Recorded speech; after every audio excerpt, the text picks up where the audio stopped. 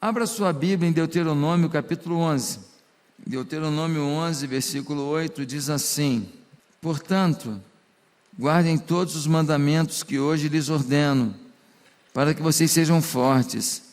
Entrem e tomem posse da terra para onde estão indo, e para que se prolonguem os seus dias na terra, que o Senhor, sob juramento, prometeu dar aos pais de vocês e à descendência deles, terra que mana leite e mel.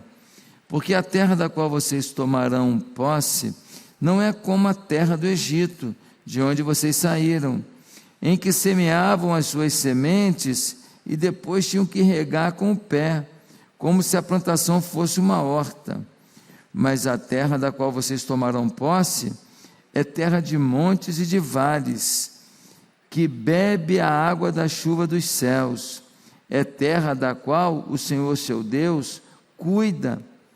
Os olhos do Senhor, Deus de vocês, estão sobre ela continuamente, desde o princípio até o fim do ano. Se vocês de fato obedecerem aos meus mandamentos, que hoje lhes ordeno, de amar o Senhor, seu Deus, e de o servir de todo o coração e de toda a alma, então, no devido tempo, darei as chuvas que a terra de vocês precisa, tanto as primeiras como as últimas, para que vocês recolham o seu cereal, o vinho e o azeite. Nos campos darei pasto ao gado, e vocês comerão e se fartarão. Deuteronômio significa segunda lei. Por que ele tem este nome? Porque o Deuteronômio, ele tem citações de Êxodo, do livro de Levítico e do livro de Números. Ele é um grande resumão. Ele é um livro tão importante que no Novo Testamento ele foi citado em 17 livros. O próprio Jesus citou o livro de Deuteronômio. Se ele é um resumão, vamos tentar entender por que ele é um resumão. O povo saiu da escravidão do Egito, não foi isso? O povo hebreu, em direção à terra prometida. Deus havia dado uma promessa ao povo hebreu, de que eles habitariam uma terra maravilhosa, que mana leite e mana mel, uma terra incrível. E então, quando eles entram no deserto em direção à terra prometida, algumas pessoas duvidaram que eles conseguiriam entrar na terra prometida, porque existiam lá muitos povos, e alguns povos de gigantes. Então, os que duvidaram ficaram rodando no deserto. Uma caminhada de 2 meses no máximo levou 40 anos. E muita gente morreu no deserto sem tomar posse da promessa de Deus. Mas um grupo acreditou naqueles que foram ver a terra prometida e disseram: tem gigante lá, mas se é a promessa de Deus, nós vamos conseguir. Se é a promessa de Deus, nós vamos entrar. Se é a promessa de Deus, nós vamos vencer. Só que quando chega agora, 40 anos depois, que morreu esse povo todo, muita gente que está ali, muitos jovens que estão ali, não viram o Mar Vermelho se abrindo. Muitos jovens que estão ali, não viram as pragas do Egito. Muitos jovens que estão ali, não viram as tábuas da lei que Deus entregou a Moisés com os 10 mandamentos. Então, Moisés, antes de entrar na terra prometida, antes de tomar a promessa, Moisés começa a conversar com eles sobre o que era necessário para eles tomarem posse da promessa. Aqui a gente vê uma coisa importante. Deus deu uma promessa a Abraão para o povo hebreu, sim ou não? Deu. A promessa estava de pé? Estava.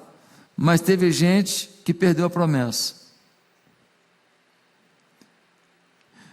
Se Deus tem uma promessa para você, não quer dizer que você vai alcançá-la. Porque a promessa era para o povo, mas teve gente que morreu no deserto. Teve gente que não tomou posse do que era seu.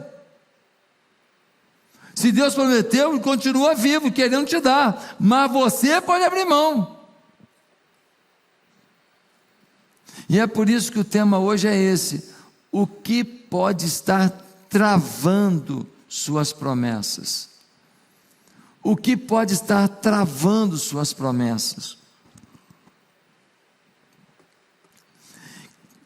As promessas feitas ao povo são um paralelo das promessas feitas à igreja.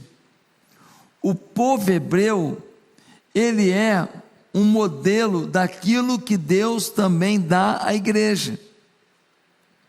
Tudo que a gente vê Deus dando ao povo naquela época, a igreja precisa olhar. Essas promessas para o povo de Israel são promessas que têm um paralelo na nossa vida. Por exemplo, Deus prometeu no verso 9, dar para eles uma terra fértil. Qual é a promessa para a igreja?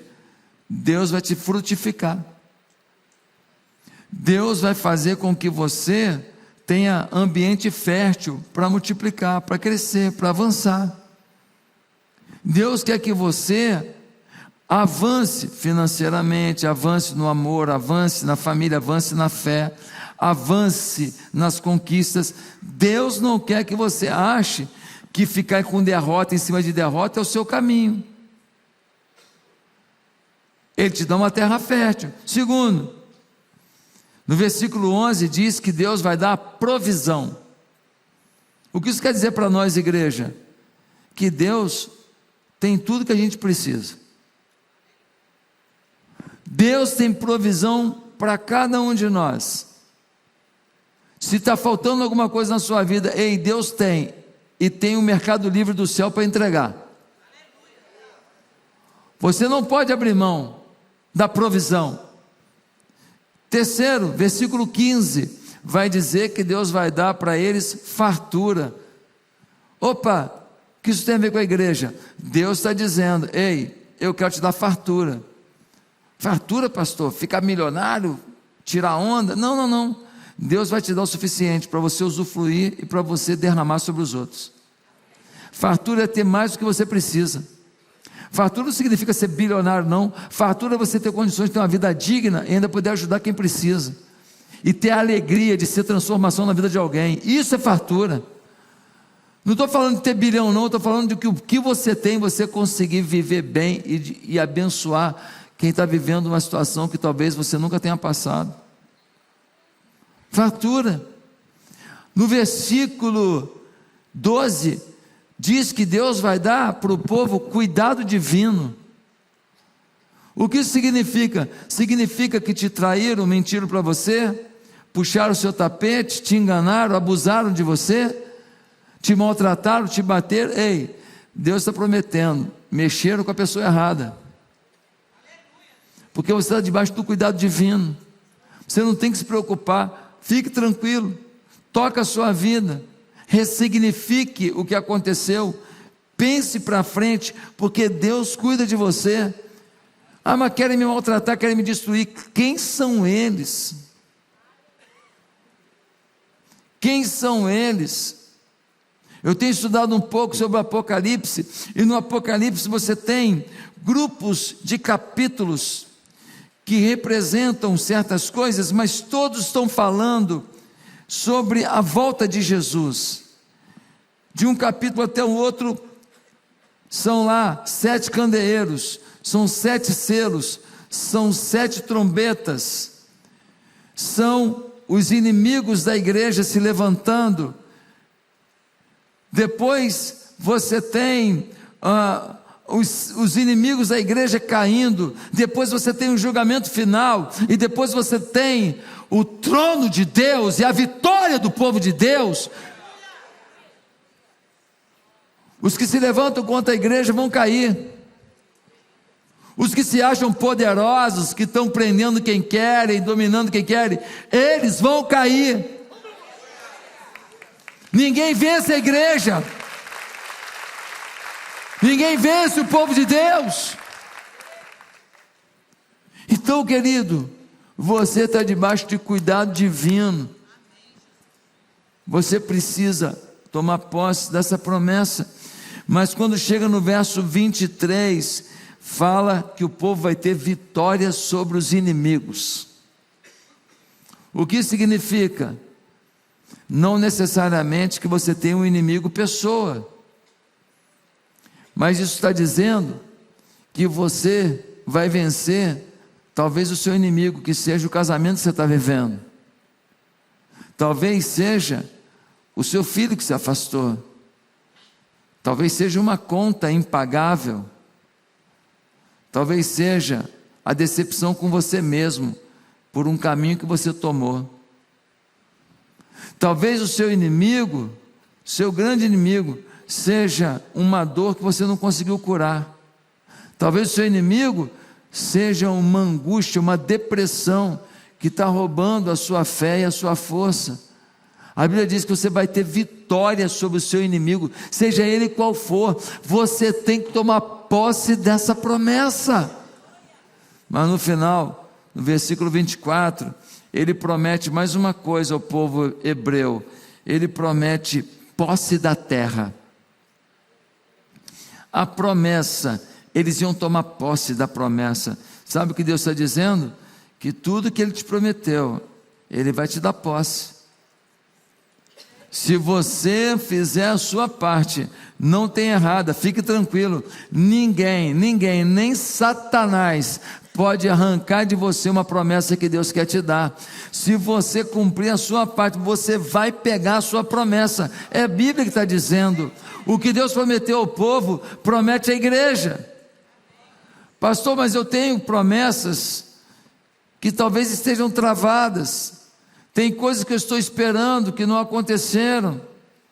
Tem coisas que eu preciso, pastor, eu preciso, e não aconteceram.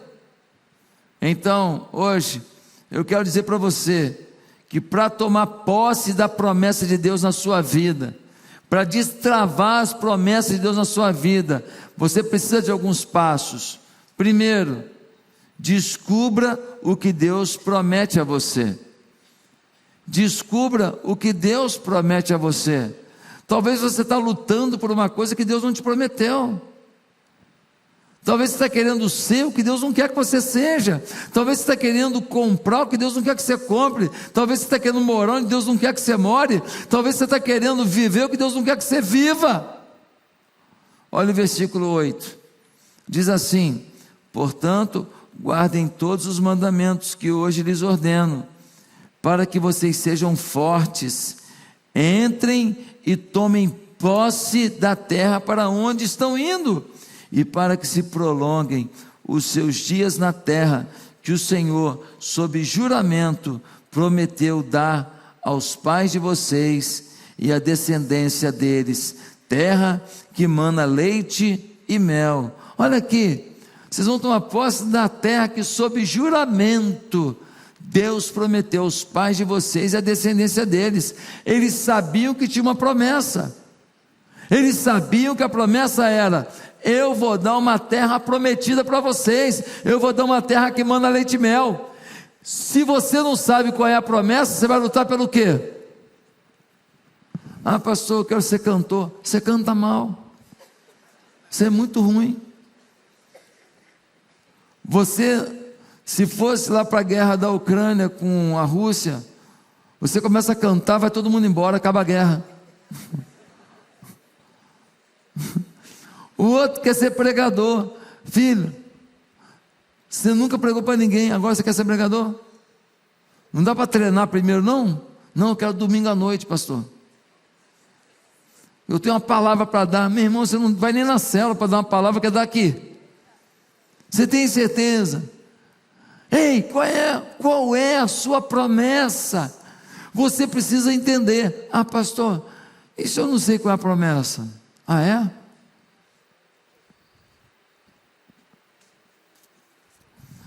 Aqui tem quase 8.000. Começa pelas que já estão inscritas.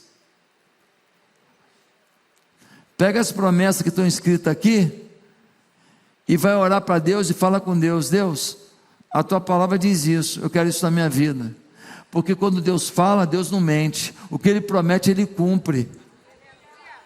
A Bíblia diz assim: crê no Senhor Jesus Cristo e será salvo, tu e a tua casa. Não é promessa? Então, se os teus filhos se afastaram, se o teu marido se afastou, se a tua mulher se afastou, você tem que fazer o quê? Você tem que brigar pela promessa. Você tem que orar falando: Senhor, está na tua palavra. Senhor, não abro mão. Está na tua palavra, Senhor. Está na tua palavra, Senhor. Eu quero na minha vida, Senhor. Mas quando você não crê na palavra, você duvida, você ora com medo, você ora sem fé, porque você não toma posse da promessa da palavra. Você tem que começar pelas promessas já escritas. Se você não lê, e quando você lê, você fala: opa, aqui tem a promessa, Senhor, eu quero. Se você não toma posse do que já está escrito, você começou mal. Primeiro você começa pela promessa escrita, depois você pega a promessa específica.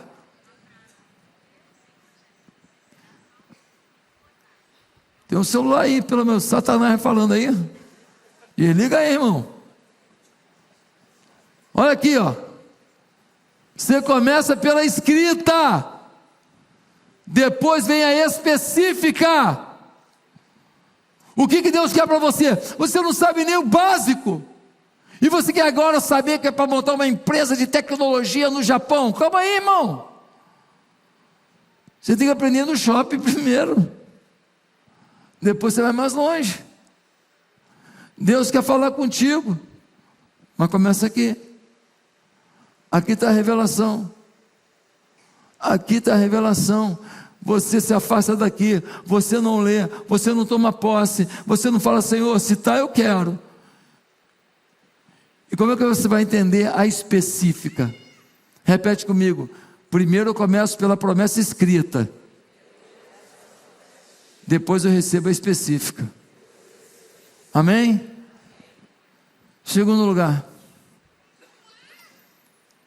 para tomar posse das promessas de Deus na sua vida, cumpra as condições para destravar suas promessas.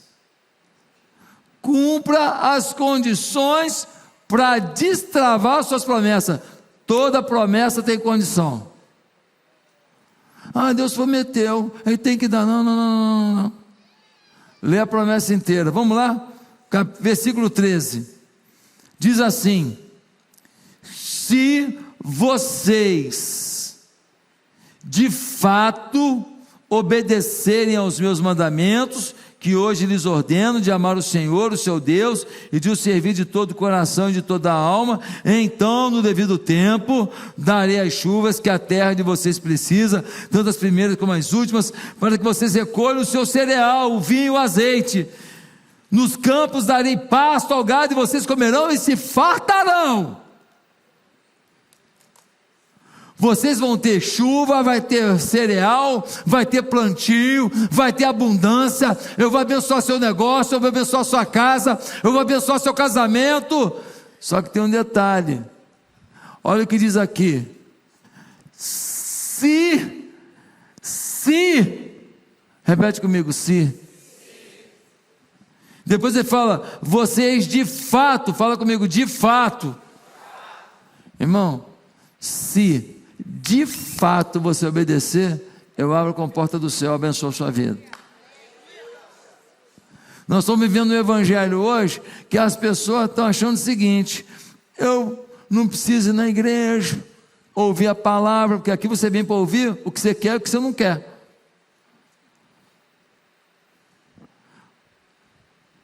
Ah, não, quando eu preciso saber a vontade de Deus na minha vida, eu vou numa irmãzinha que profetiza lá não sei aonde e tal, para ela me dar uma revelação. Deixa eu te falar uma coisa: você é enganado.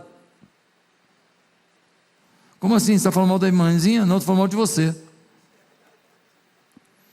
Da irmãzinha não, porque a irmãzinha, amigo, você vai lá pedir uma revelação, você acha que ela não vai falar nada? Se Deus quer falar com você através de um profeta, Deus sabe onde você mora. Quando você vai atrás da profecia, você vai atrás do engano. Quando Deus quer falar contigo, Ele te procura. O profeta te acha. Você precisa entender que a vida cristã, meu querido, não é você viver de procurar nas pessoas a resposta o tempo inteiro, não. Você precisa querer obedecer a Deus. Você precisa buscar a Deus. E se você fizer isso, você vai receber a bênção de Deus. É o que está na Bíblia. Tem um povo aí que não. Eu vou na profetisa que eu quero, vou no profeta, aí ele fala que vai te agradar, porque ele quer o teu bem. Ele é teu amigo. Vai dar na tua orelha? Não vai. Aí você dá um dízimozinho de vez em quando, uma ofertinha de vez em quando, aí você vem para o culto de vez em quando, e você acha que está tudo bom, e aí você vive a sua sexualidade do jeito que você quiser, e aí você faz o que você quiser durante a semana, e aí se você quiser ficar um mês sem vir na igreja, você fica, e aí você não convida ninguém para vir para a casa do Senhor, você não fala de Jesus para ninguém, e aí você fala mal dos outros pelas costas, e aí você fica com inveja dos outros mesmo, e aí você fica com vaidade também, e aí se alguém prospera, você já fica falando mal da pessoa, detona a pessoa, ou seja, você vive uma vida de ímpio, mas aí, cadê minha promessa? Minha promessa, Senhor? Ei, tu está enganado, você está que nem Sansão, desculpa falar, o Sansão tinha uma força que nenhum homem teve no mundo. Ele vencia todo mundo. Ele era o famoso incrível Hulk de verdade. Mas um dia, ele pecou contra Deus. E Deus foi segurando. Ele pecou de novo, Deus foi segurando. Chegou uma hora que Deus falou, chega. E ele tinha perdido a unção de Deus. Lembra que cortaram o cabelo dele? E ele perdeu, que ele quebrou as alianças com Deus. O cabelo era uma das alianças. Ele perdeu as forças, mas ele achava que ele estava forte ainda. Ele foi enfrentar os filisteus. Quando ele foi enfrentar, o que aconteceu? Os filisteus o venceram. Mais que isso, vazaram seus olhos, o acorrentaram e o levaram para ser humilhado entre os filisteus no templo de Dagom. Querido, tem muita gente que está que nem Sansão, já perdeu a graça, já perdeu a unção e está querendo profetizar, falar bonito.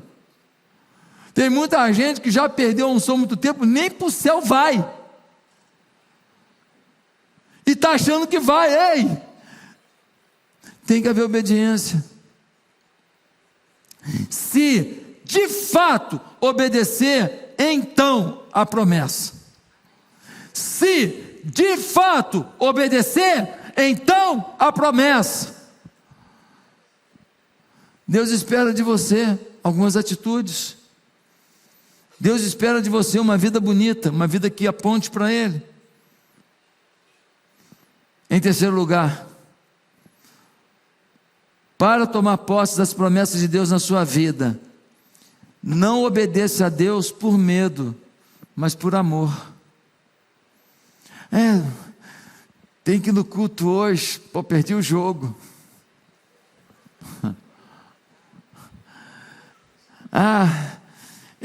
Vou ajudar, né? Porque se eu não fizer nada na igreja, Deus pode ficar zangado. Olha o que diz o versículo 13.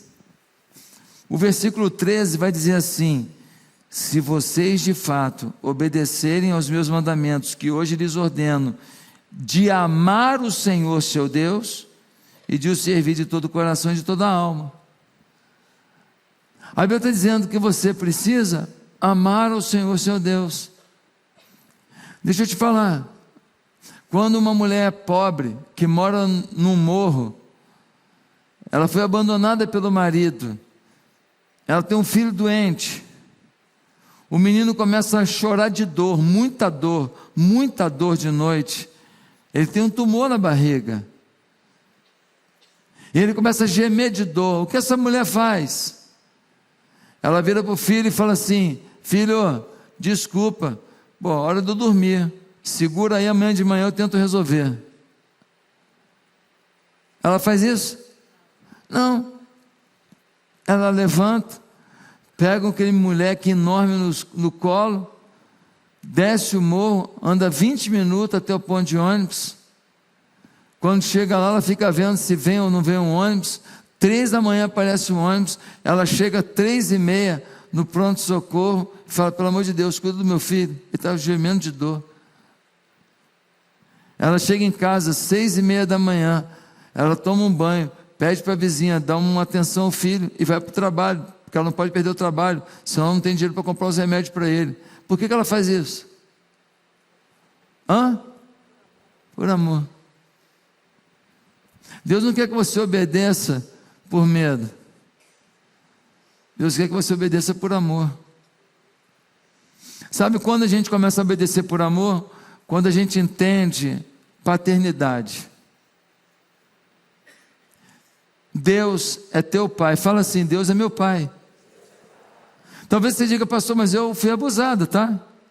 Talvez você diga: pastor, eu fui traída, tá? Talvez você diga: pastor, eu tenho uma doença, tá? Talvez você diga: pastor, um homem, ele me contaminou com uma doença que é para sempre, pastor. Talvez você diga: pastor, eu não conheci meu pai. Talvez você diga: pastor, minha mãe me abandonou. Eu sei que na sua vida muitas coisas podem não ter funcionado da melhor maneira, mas eu queria te dizer que Deus é teu pai. Queria dizer que Deus te conhece, que Deus sabe o teu nome, e que apesar de tudo que você já passou, Deus quer transformar cada lágrima tua em força, cada perda sua em força, cada desespero teu em força, cada noite mal dormida em força, cada dúvida que te fazia ficar com o coração acelerado em força.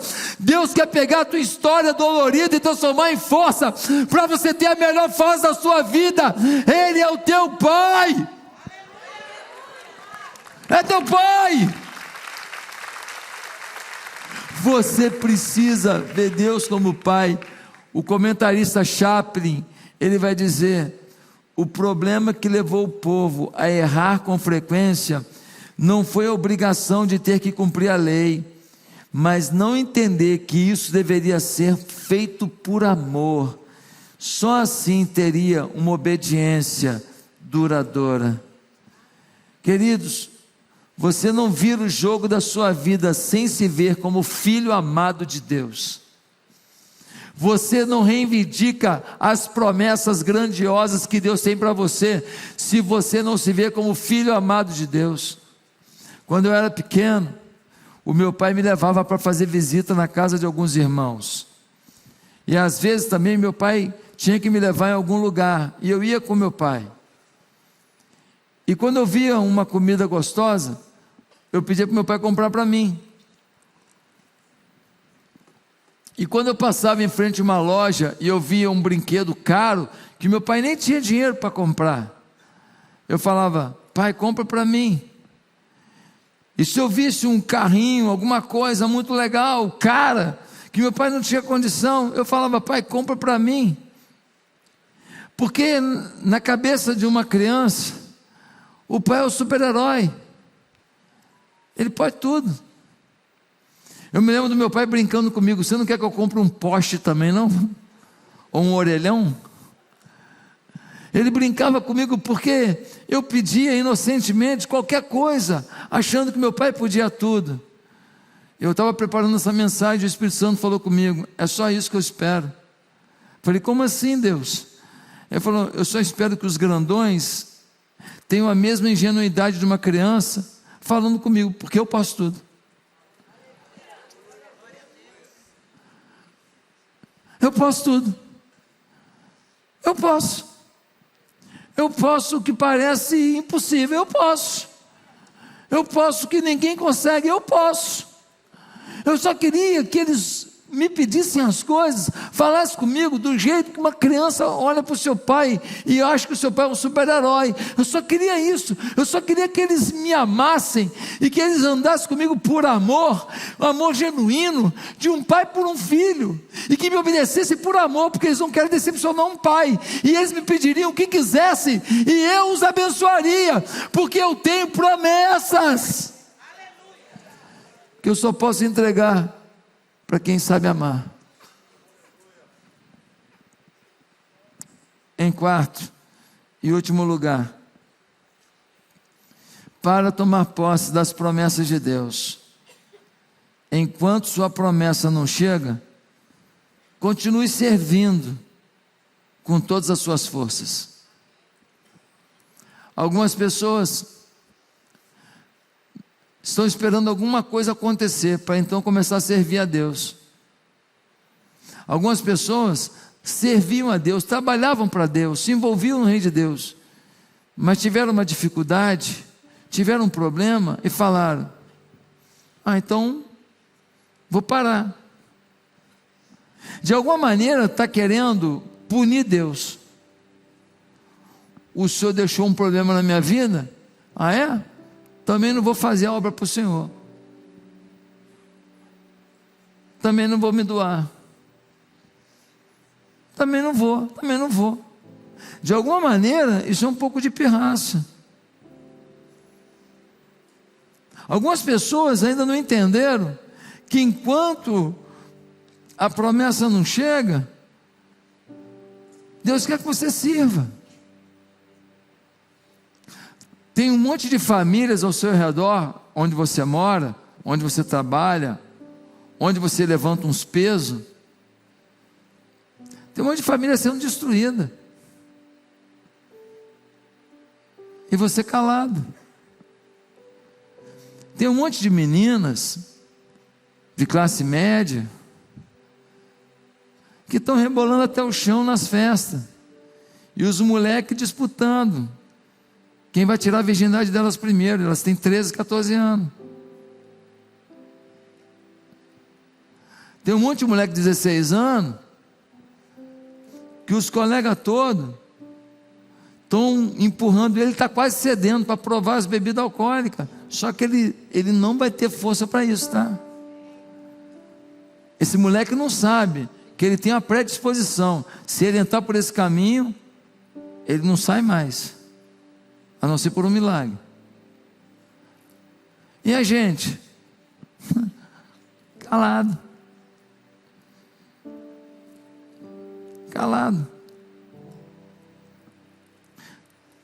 Tem um monte de mulher esses condomínios aqui, Recreio, Jacarepaguá,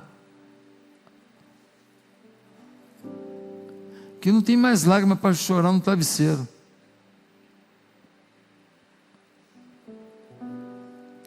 A vida é uma desgraça. Se sente humilhado, desamparado.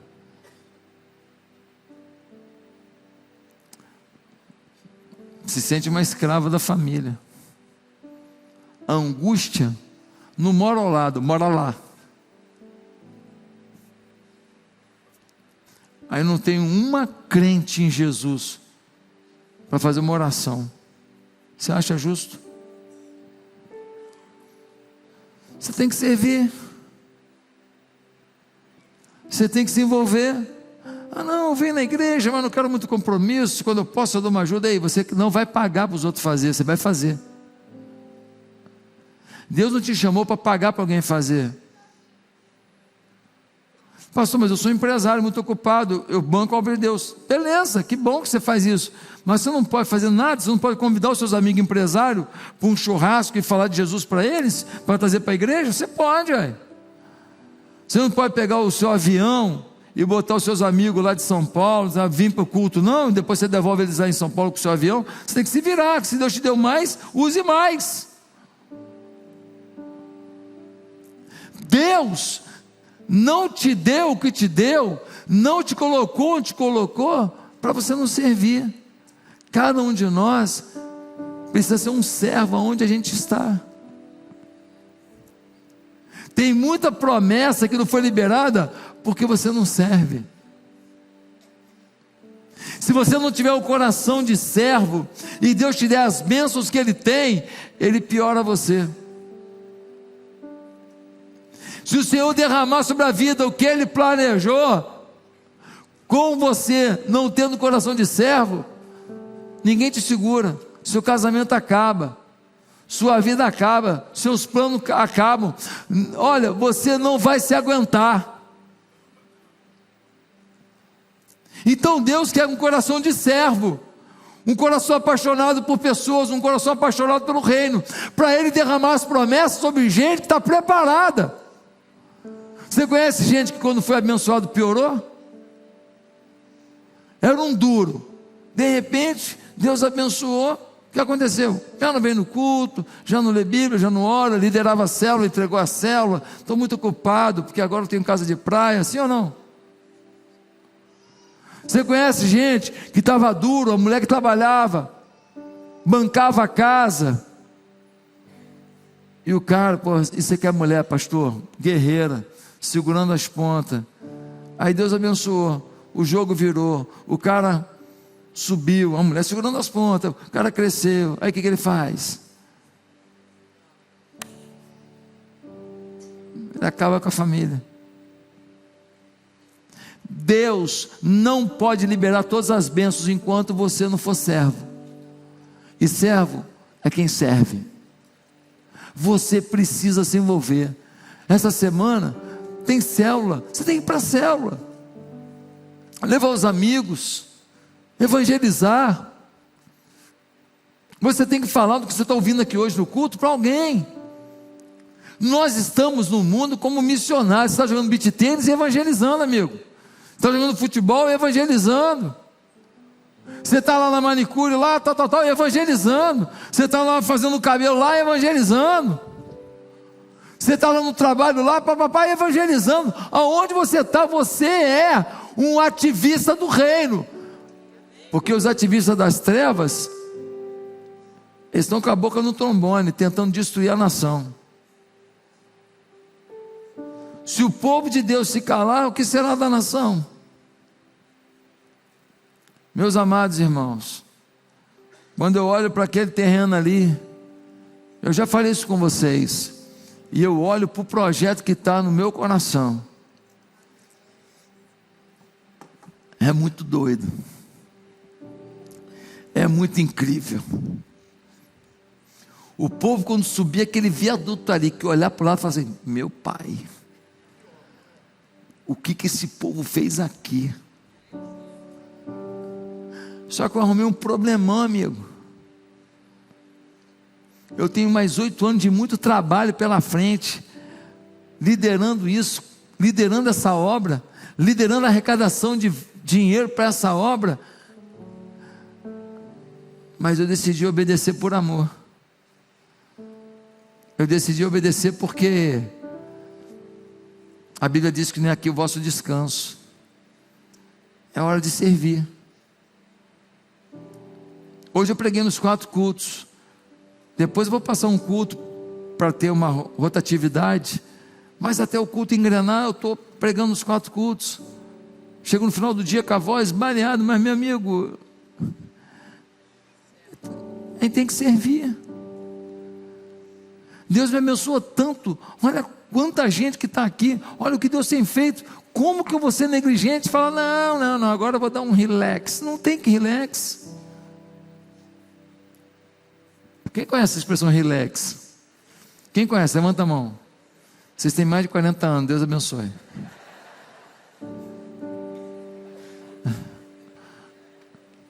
Gente, se nós queremos pegar as promessas de Deus, então, vamos reprisar? Primeiro, você tem que descobrir quais são as promessas. Começa pela escrita e você vai chegar na específica. Se você quer tomar as promessas de Deus na sua vida, obedeça às condições para receber a promessa. Você tem que largar certas coisas, você tem que largar certas rodas, certos ambientes. Se você quer viver as promessas, você tem que começar a obedecer, não por obrigação, mas por amor. Você tem que redescobrir a relação de paternidade com um pai que pode tudo. E se você quer tomar posse das promessas, você precisa entender que enquanto a promessa não chega, não é hora de parar, é hora de servir. E quando a promessa chegar, sirva ainda com mais alegria, porque a promessa já chegou. Hoje, Deus quer destravar a tua promessa. Tome posse, destrave a tua promessa, pegue e viva o que Deus planejou para a sua vida. Amém. Amém.